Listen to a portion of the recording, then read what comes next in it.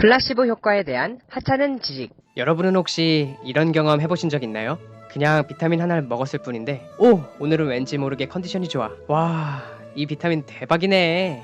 과연 여러분이 먹은 비타민이 유달리 효능이 좋은 걸까요? 물론 그럴 수도 있지만 어쩌면 여러분은 플라시보 효과를 겪은 것일 수도 있답니다.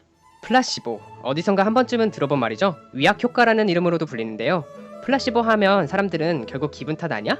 라고 할 수도 있어요. 대체 플라시보 효과가 정확히 뭘까요? 플라시보로 어디까지 치료가 될 수 있을까요? 플라시보에 대한 역사는 18세기 1796년으로 거슬러 올라갑니다.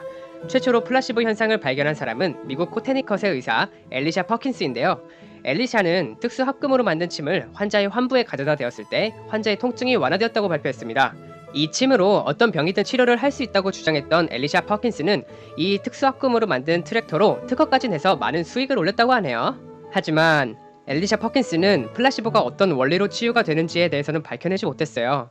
이로 인해 의료협회로부터 비판을 받기 시작하자 플라시보 효과를 증명하기 위해 그 시기에 유행하던 천연두 치료에 도전하기로 결심했답니다. 그런데 그 방법이 좀 충격적인데요. 스스로 천연두에 걸려놓고 이를 치료하고자 한 것이에요. 안타깝게도 치료에 실패해서 발병 한 달 만에 세상을 떠나고 맙니다. 그 이후에 존 헤이가스라는 영국의 의사는 엘리샤 퍼킨스가 죽은 지 1년 만에 플라시보 논문을 보고 이와 똑같이 실험 설계를 해서 결과를 내보는데 놀랍게도 가짜 트랙터에 환자들이 치료가 되는 것을 확인해요. 헤이가스는 이것을 책으로 발표했는데요.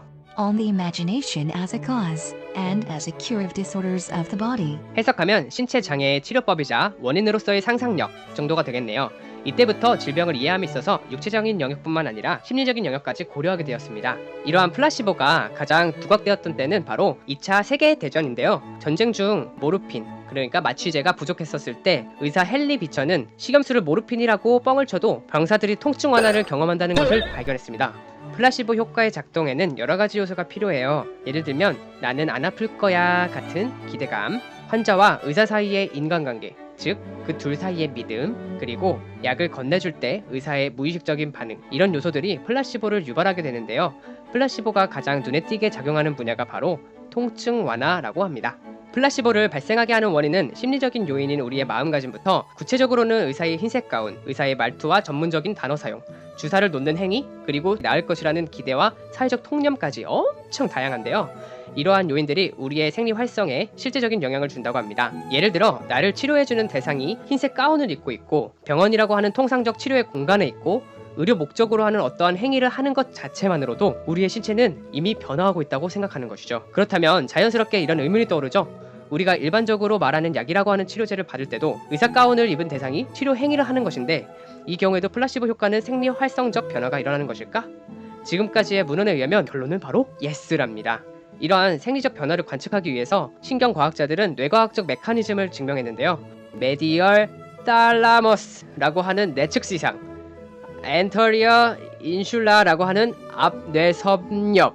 이 뭔 개소리야! 우린 의사가 아니기 때문에 이분들의 연구 결과를 믿도록 합시다. 현재 연구자들은 플라시보를 활용해서 약의 사용을 최소화하고 그것을 넘어서 약을 사용하지 않고도 치료 효과를 보기 위해 연구의 연구를 거듭하고 있어요.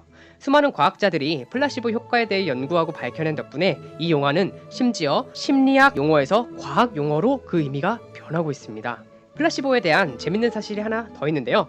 한국에서 가장 유명한 피로회복제는 바로 바카스죠. 참고로 바카스의 맛은 구연산 성분 때문에 나는 맛인데요. 사람들은 바카스와 같은 맛의 음료를 마시면 피로회복이 더 잘 되는 것 같다고 생각하면서 같은 맛이 나는 피로회복제를 선호하기 시작했다고 합니다. 그래서 기업들은 그 이후로 피로회복제 음료를 개발할 때 관습적으로 구연산을 첨가하게 되었답니다. 사실 구연산에는 피로회복보다는 통증 완화 효과가 있었는데 말이죠. 이처럼 플라시보 효과는 우리 실생활에서도 어렵지 않게 찾아볼 수 있어요. 하지만 플라시보 효과는 재현을 위한 윤리적인 문제 등이 남아있어서 과학적으로 실효성을 갖기 위해서는 아직 시간이 많이 걸릴 것으로 예상됩니다. 언젠가 미래에 플라시보 효과에 대해 더 많은 것이 밝혀지고 실용화된다면 정말 우리는 약 없이 의사의 한마디만으로도 병을 낫게 할 수 있는 그런 세상이 정말 올 수도 있지 않을까 하는 기대감이 들죠.